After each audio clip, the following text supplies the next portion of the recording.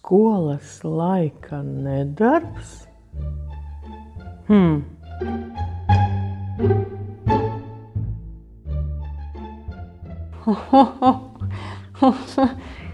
Lielākais man nedarbi ir ļoti daudz.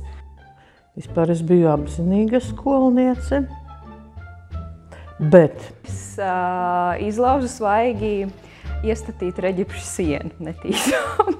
Mēs ālējāmies klasē un kaut kā sanāca tā, ka iestūma klases biedru sienā un tikko svaigi sareģipsētu, izremontētā klasē uztaisīja skaistu caurumu. Mēs ar viņu māsu mainījāmies. Skolotājiem bija samērā grūti mūs atšķirt, un tā kā mēs esam viņu māsas, bet tomēr katrai ir savi talanti, nu tad es māsiņai vairāk palīdzēju matemātikā, un viņa man citās jomās. Līdz ar to mēs dažkārt arī samainījāmies ar grupām, ja nesakrit konkrētais iemācītais variants matemātikas teorēmu pierādīšanā, lai māšukam būtu vieglāk. Es vispār biju baigi kārtīgā. Bija tik kārtīgi. Vispār. Man ļoti patīk iet uz skolu un komunicēt ar klases biedriem. Neko tādu neatceros. Man nav nedarbu, es biju paraugu skolniece. Mans nedarbs? Tā pa īstam jau man šķiet, ka es nedarbus nemaz nedarīju. Tāds diezgan rātns un arī diezgan ierobežots un paklausīgs bērns biju. Pārāk daudz nedarbu skolā nedarīju, bet principā es biju tāds mierīgs līdz klase 10.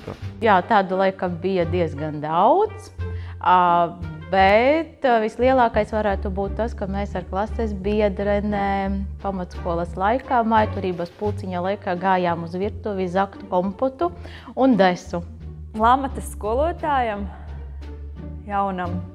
Mēs ar klasi likām, atvērām lūku un zīmēšanas skolotājām likām papīru, un tad līdām pagrabiņā. Vienreiz ar klases biedriem uzlikām modinātāju pulksteni stundas laikā un palikām skolotājiem zem galda.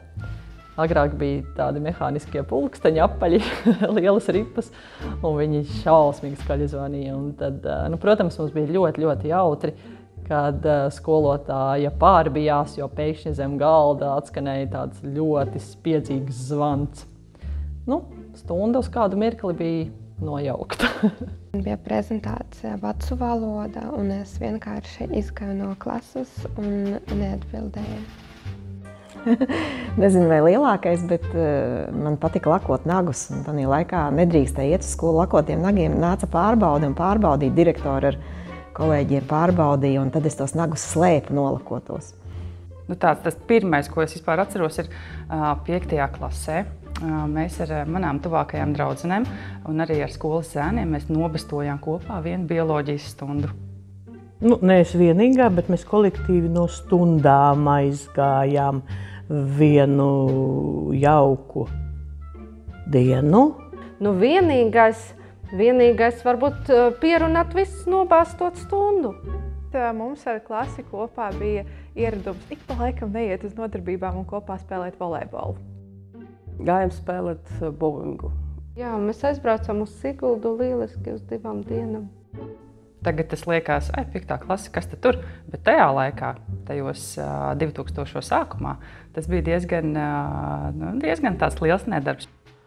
Un pēc tam 2. dienā mūs sagaidīja skolotāji un, protams, izteica visu par mums, ko domā. Tas bija visas meitenes, mēs aizgājām, bet zēni mūs sarīdīja aiziet, bet paši neizgāja. Nedarbs bija tāda, es nezinu, kura klase, protams, 8. vai 9. Bet bija tā, ka skolotāji aizgāja, kur viņi tur pasauca pie direktora vietnieces vai kur. Un mēs palikam vieni, un tā kā mēs sākam spēlēties ar pildspāram un tiem slapjām maziņām lapiņām. Un tā kā, sanāca tā, ka mēs piespēlējām visu klasi. Un skolotājs atnāks un visu ir tas baltas maziņas lapiņas un uz sienām, uz galda, uz griestiem, visur. Un tad viņa atnāk un visiem pieraksta, un tas man palika ļoti atmiņa, ka piespļāvā klasi. Uzrakstīja tur dienas grāmatā.